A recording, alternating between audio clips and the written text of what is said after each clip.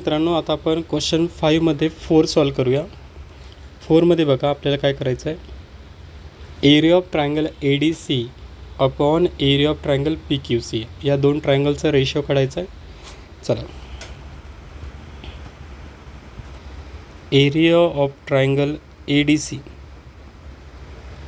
Upon area of triangle PQC. मित्रांनो, area of triangle ADC बघा, ADC हा ADC आहे. Area of triangle ADC triangle काढूया. ADC. त्यानंतर बघा दुसरा ट्रायंगल आहे PQC.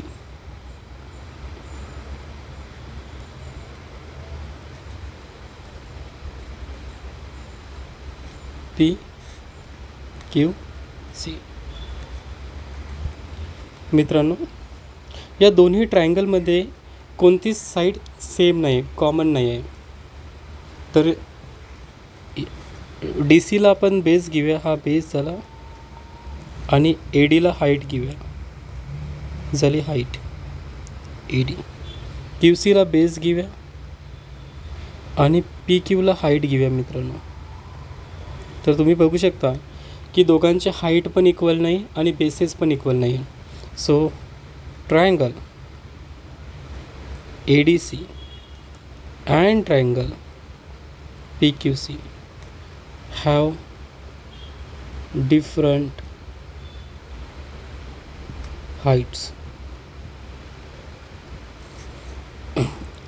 Triangle ADC and triangle PQC have different bases.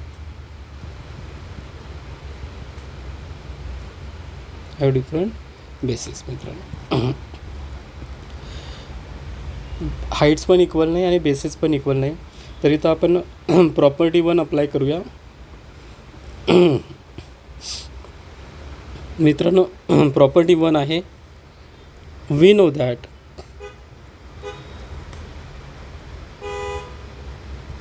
Ratio of areas of two triangles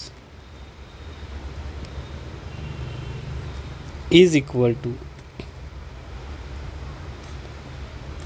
ratio of products of corresponding height and base. Height and base. So here area of triangle ADC upon area of triangle PQC. मित्रांनो, पहिल्या ट्रायंगलचा base आहे DC आणि height आहे AD. दुसऱ्या ट्रायंगलचा base आहे QC आणि height आहे PQ. So this is the final answer.